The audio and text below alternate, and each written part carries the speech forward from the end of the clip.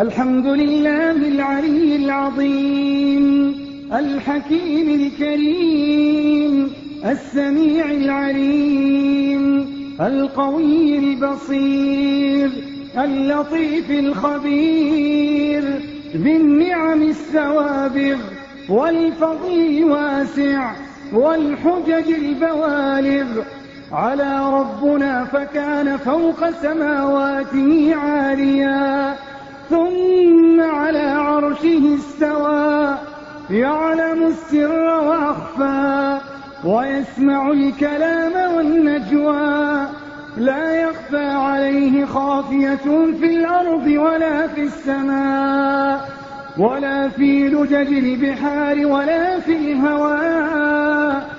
وله الحمد هو القائل: قل لو أنتم تملكون خزائن رحمة ربي إذا لأمسكتم خشية الإنفاق وكان الإنسان قتورا.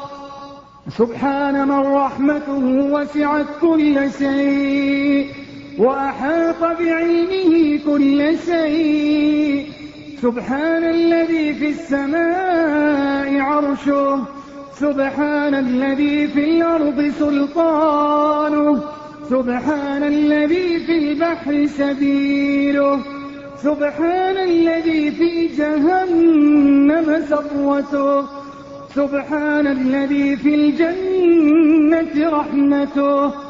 سبحان من له الكمال والجلال، سبحان من له الكبرياء والملكوت، سبحان من تقدست أسماؤه، سبحان من جلت صفاته. سبحان الله والحمد لله ولا إله إلا الله والله أكبر. اللهم إنا عبيدك بنو عبيدك بنو إمائك نواصينا بيدك ماض فينا حكمك عدل فينا قضاؤك. نسألك اللهم بكل اسم هو لك سميت به نفسك أو أنزلته في كتابك أو علمته أحدا من خلقك أو استأثرت به في علم الغيب عندك أن تجعل القرآن العظيم ربيع قلوبنا وجلاء همومنا وذهاب أحزاننا وشفاء صدورنا. اللهم ذكرنا منه ما نسينا واجعله اللهم شفيعا لنا يوم القيامة يا رب العالمين. اللهم وفق ولي أمرنا لما تحب وترضى. اللهم أعنه على أمور دينه ودنياه. اللهم قوه بالإسلام وقو الإسلام به وانفع به أمته ودينه يا رب العالمين. اللهم اغفر لجميع موتى المسلمين الذين شهدوا لك بالوحدانية ولنبيك بالرسالة وماتوا على ذلك. اللهم اغفر لهم وارحمهم وعافهم واعف عنهم وأكرم نزلهم ووسع مدخلهم واغسلهم بالماء والثلج والبرد ونقهم من الذنوب والخطايا كما ينقى الثوب الأبيض من الدنس. وارحمنا اللهم برحمتك إذا صرنا إلى ما صاروا إليه برحمتك يا أرحم الراحمين. إلهنا وسيدنا ومولانا وخالقنا ورازقنا، اللهم إنك تسمع كلامنا وترى مكاننا وتعلم سرنا وعلانيتنا، لا يخفى عليك شيء من أمرنا. نحن البؤساء الفقراء المستغيثون المستجيرون الوجلون المشفقون المقرون المعترفون بذنوبهم. نسألك اللهم مسألة المسكين، ونبتهل إليك ابتهال المذنب الدليل، وندعوك دعاء الخائف الضرير، دعاء من خضعت لك رقبته وفاضت لك عيناه وذل جسده ورغم لك أنفه، دعاء من لم يعبد سواك ربا ولم يرجو غيرك إلها، دعاء من كثرت ذنوبه وعظمت خطاياه وأهلكته كبائره وأثقلته همومه وقسى قلبه